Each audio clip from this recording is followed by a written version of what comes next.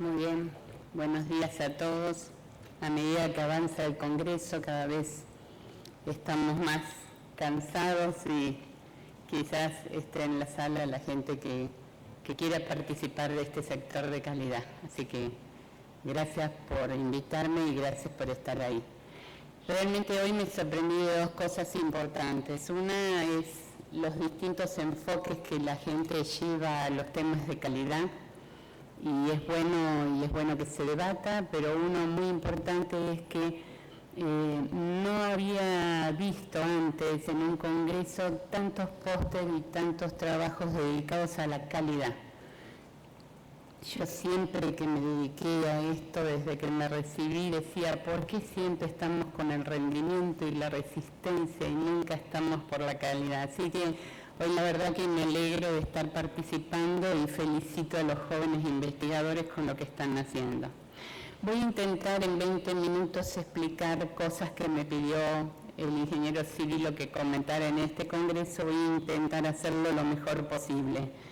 Entiendo que así ustedes están viendo las transparencias. Perfecto.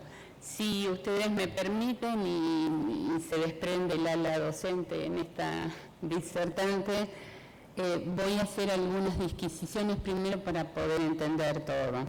Nosotros decimos normalmente que el mercado de commodities se comporta casi como un mercado de competencia perfecta, que hay vendedores y compradores y que tienen alto grado de atomización. Hay muchos productores, hay muchos compradores de distinta índole, que los productores no pueden influenciar demasiado en el mercado por ese tan elevado grado de atomización que tienen, pero que disponen de herramientas que permiten diferenciarse. Esa diferenciación que pueden tener los productores de maíces, en este caso, podrían estar dadas tanto por la calidad de producto, por la cobertura de precios, por los contratos anuales de producción, por diferentes tipos de certificación. Ayer ustedes estuvieron en una charla de certificación sustentable, por el agregado de valor, que el maíz sea orgánico, que no sea transgénico, y conversaron sobre eso, que tenga alto contenido oleico. Puede haber miles de formas de diferenciarlo. Y no estoy hablando de una panacea. Me explicaron y me dijeron que hablará de algunas calidades diferenciales. Eso no quiere decir que todo el maíz que produce Argentina va a tener un cierto grado de diferenciación, ¿verdad? Entonces esta transparencia es larga, pero no importa, yo quiero hacer algunas diferenciaciones someras para que ustedes lo vean un poco más claro. Si hablamos de commodity, estamos hablando de productos indiferenciados que se venden en forma homogénea. Si hablamos de especialidades granarias, estaríamos hablando de diferenciación específica. Los commodities carecen de identidad propia diferencial. En cambio, las especialidades granarias tienen un cierto grado de diferenciación que las hace únicas. Por eso, las especialidades granarias se venden en bajos volúmenes y los commodities en altos volúmenes. Ustedes dirán, ¿a dónde va esta ingeniera? Pero ya vamos a ir llegando. Por lo tanto, uno podría decir que una especialidad granaria podría ser un girasol confitero, gracias Alfredo. Podría ser un maíz flim, que hoy lo nombró el doctor Rivara. Podríamos decir que es un maíz orgánico, podríamos decir que es una harina de soja High Pro. En cambio, en lo que es commodity, siempre estamos hablando de granos en general, aceite crudo, maíz, girasol, etcétera, etcétera.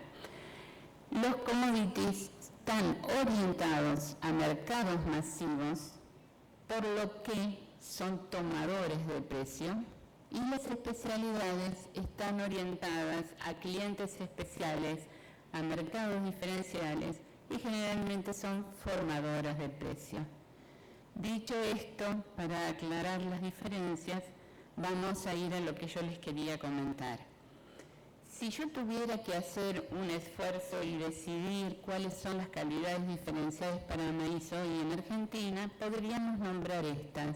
Todos ustedes tienen maíz para la Unión Europea, clasificado como FLIN, maíz orgánico, maíz no GM, maíz pisingallo, y podríamos nombrar algunos otros de menor volumen.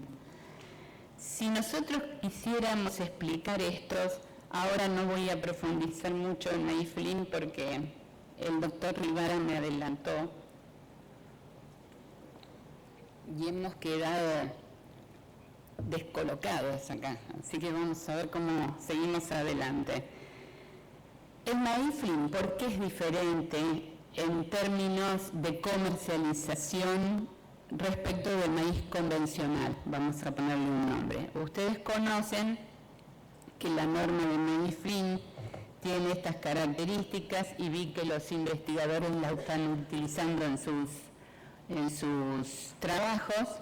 A esto se le llama especificación técnica, no es ni una base estatutaria ni es un estándar de calidad porque no clasifica la mercadería en grados como si lo hace el estándar de calidad para maíz convencional. Entonces, estos parámetros definen la dureza del maíz FLIN que se requiere en el mercado y estos otros estandarizan la mercadería en parámetros físicos que ustedes conocen, peso hectolítrico, granos quebrados, granos dañados, etcétera, etcétera. Con esta diferenciación, lo que se consiguió es poder presentar a la Unión Europea un maíz FLIN diferente. Era un mercado que consideraba, como lo dijeron los anteriores expositores, el maíz argentino como un maíz privilegiado para la industria de cornflakes. Entonces decide en las importaciones de maíz a los importadores hacerles un resarcimiento en el precio según el diferencial de precio que haya en el mercado, que no todos los años se consigue.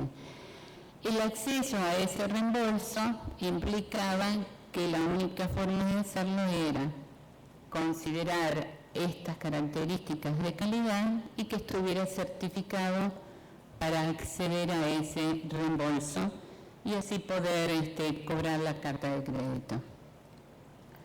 Este mecanismo llevó a que Argentina exportara maíz FLIN en la Unión Europea en distintos volúmenes. Empieza en 1997, ahí yo les traje las exportaciones desde el 2000 al 2013, empezó en 1997, por eso me distraje.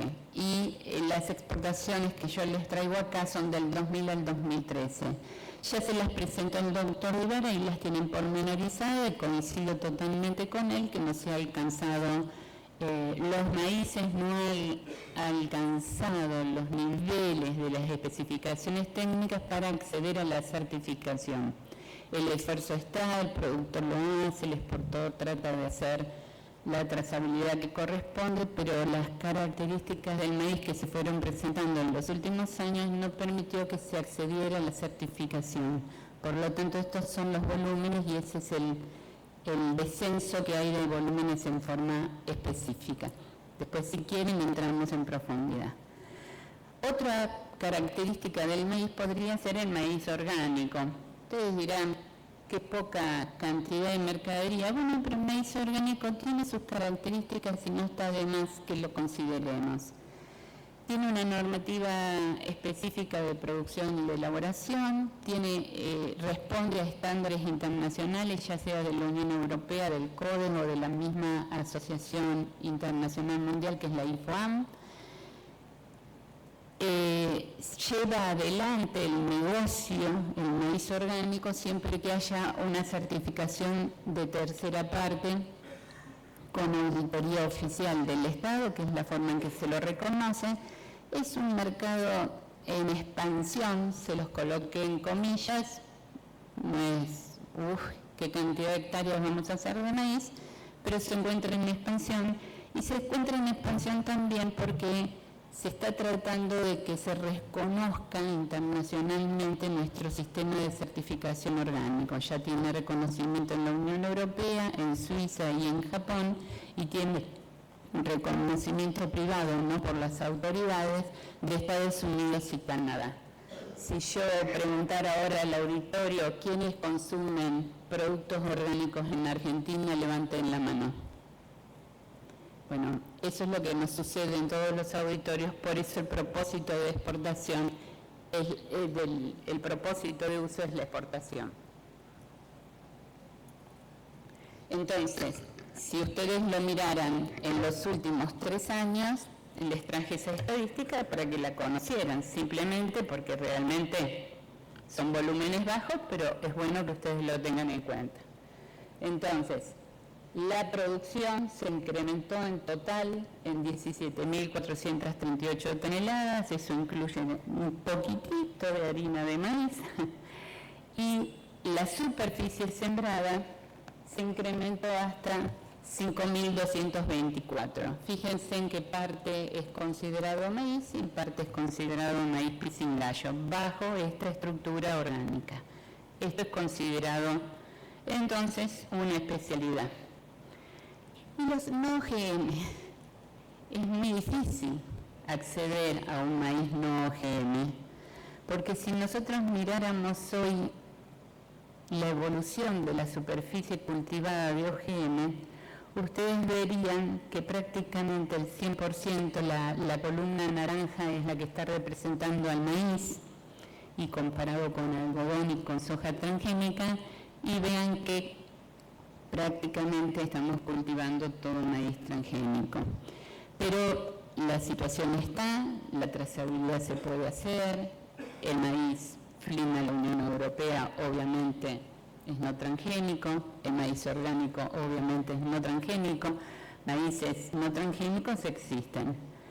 Si nosotros lo tuviéramos que revisar en función de qué, porque podría ser el caso de que presentara el doctor Rivara u otros, cuáles son los países que nos están poniendo limitaciones para que nosotros exportemos maíz transgénico, tendríamos que mirarlo, porque generalmente el país lo que no acepta es lo que no tiene regulado. Y las regulaciones de OGM en los distintos países están evolucionando a pasos agigantados. Entonces, si yo yo les voy a presentar ahora después un cuadro que no quiero que se asusten y trato de pasarlo en más sencillo, pero me cuesta. Me cuesta explicarles porque este cuadro no me sirve de comparación para ustedes, porque ustedes dirán, ay, estamos casi igual que la Unión Europea. En número de eventos aprobados, pero no son exactamente los mismos eventos. Estamos mejor que Estados Unidos, hemos aprobado más. No, ellos tienen un distinto sistema de aprobación. Nosotros aprobamos los eventos transgénicos y los apilados. Ellos en algunos casos los apilados no necesitan aprobarlos y están permitidos. Hay una serie de diferencias en este cuadro y por eso me obligo a presentarles este cuadro tan complejo es para que ustedes vean nuestros nuevos compradores y fundamentalmente China, que ustedes saben que hay una proyección de compras de maíz muy grande para dentro de 5 años, tienen una serie de eventos aprobados. Yo lo único que quería era mostrarles la diferencia de eventos que hay en cada país. ¿Esto qué quiere decir? Que si yo salgo al mercado a Filipinas con un evento que nosotros tenemos aprobado y ellos no, es muy probable que ese barco tenga una redirección, un redestino, porque si la autoridad sanitaria filipina quiere controlar la presencia de OGM y encuentra un OGM no permitido, el barco en caso extremo sería la destrucción de la mercadería, pero generalmente es redestinado, con todos los costos que ustedes conocen. Lo que más les quería mostrar de este cuadro era esto. Hay un evento que es el MIR 162, que ahora, hoy y desde hace unos días, Vietnam también, lo tienen todos nuestros principales destinos aprobados, salvo China. Y eso es lo que nos está limitando las exportaciones de maíz a ese destino. Por eso, a pesar de haber abierto el mercado con China, el tema de maíz está yendo a cuentagotas y por ahora en contenedores. Esta es una limitante de los mercados y la tenemos que conocer. Si habláramos de pisingallo, ustedes saben que hay distintos tipos de pisingallo. La exportación de pisingallo ha tenido esta performance. Coincido con el doctor Rivara, somos el primer exportador mundial de maíz pisingallo. ¿Se comercializa con la especificación técnica del FLIN que les mostré? No. ¿Con el estándar de maíz convencional? No. Según contratos comerciales privados, utilizan algunas de estas características para definir lo que van a pagar. Y los principales destinos son los que están indicados en ese cuadrito que está ahí al lado. Por lo tanto, si nosotros queremos exportar maíz convencional, todo el mundo conoce cómo es el negocio, todo el mundo sabe cómo estamos trabajando al respecto, entonces no tendríamos mayores problemas. Pero si tuviéramos que analizar bien las situaciones, tendríamos que saber que los contratos comerciales al exterior corresponden, en términos generales, a maíces convencionales. Esos maíces se comercializan con requisitos específicos de calidad. Esas especificaciones que nos están pidiendo se están tornando cada vez más exigentes y que lo que cambia notoriamente es la cantidad de documentos que tenemos que emitir por cada contrato comercial y el tipo de documento. ¿En qué sentido? Una de las situaciones que nos imponen son los límites máximos de residuos. Entonces, ahora en los contratos comerciales, antes no nos lo pedían, tenemos que cumplir las normas del país de destinos. Si ustedes lo miran ahí muy someramente, van a ver que tenemos diferencias significativas, que los valores que ellos toleran son mucho más bajos que los nuestros, incluso que los del Códex.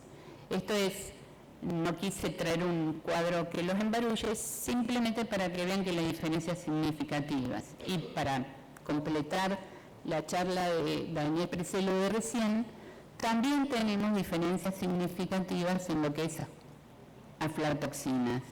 Por lo tanto, todo lo que nosotros nos pedían antes en un contrato comercial era identificar el commodity que estábamos vendiendo, maíz argentino, de la cosecha tal, a granel, con condiciones de calidad especificadas o por la Cámara Arbitral o por el grado 2 o mejor, etcétera, etcétera.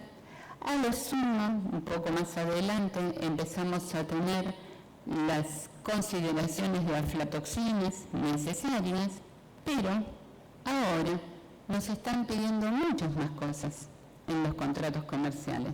Entonces nos hablan del peso hectolítrico en forma específica y particular, con números particulares, la humedad, las aflatoxinas, los granos dañados, los granos quebrados, las materias extrañas.